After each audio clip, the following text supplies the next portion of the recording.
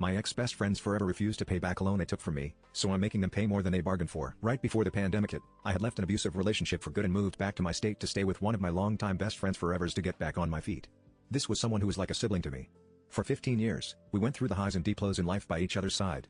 Once everything was shut down, all my work, freelance, and side hustles dried up. It wasn't until summer that freelancers were included in all the virus relief and I was eligible for unemployment.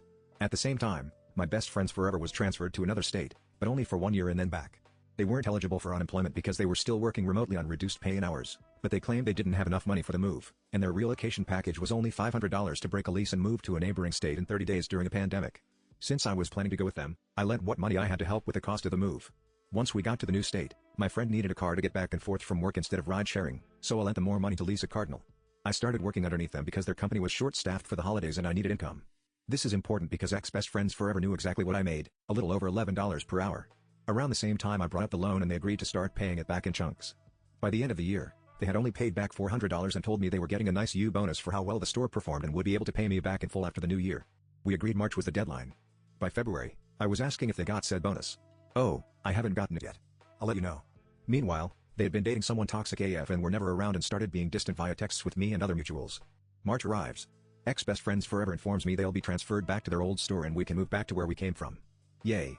And oh, I'll have to pay you back later because I had to pay off a bunch of credit debt which was from a toxic ex they dated before the current one. Okay, fine. Let's get out of one of the worst states in the country, and then we'll settle up later that month. A mutual friend was hanging out and ex-best friends forever told them about the move back. Except they said I'm moving back before quickly correcting it to we're moving back. April arrives. Ex-best friends forever had to travel to an old store for a week to get work things settled. I catch them when they're back and ask about the plans. In rapid succession, they reveal that they've completely screwed me. I found a one-bedroom condo. I'm not taking any of the furniture. You can find a nice place for probably $1,000 MNO. I'm ending the lease here 2 months early. You have to be out by June. You can keep working at the store here if you want. Long story short, I spent about a year couch surfing with friends in 4 different states. I was battling a deep depression over the horrible relationship I had left, the friendship. I had been booted out of the side of another close friend in the general shit show of life after the virus hit. It was a terrible time and I felt incredibly stupid that I let myself become homeless by trusting the wrong people in my life. After several attempts in writing to ex-best friends forever for repayment, I considered small claims, wrote up a demand letter, and organized all the paperwork. All their social accounts immediately went private. After a month of no response, I considered the time and money it would require to recoup my losses, neither of which I have much of. So I decided this doesn't have to be my problem anymore. They've been sent a 1099-C for cancellation of debt. They don't want to pay me? Fine, they can pay the IRS since they kept my loan as income. I have all the receipts I need to prove the loan and repayment terms and they know that too.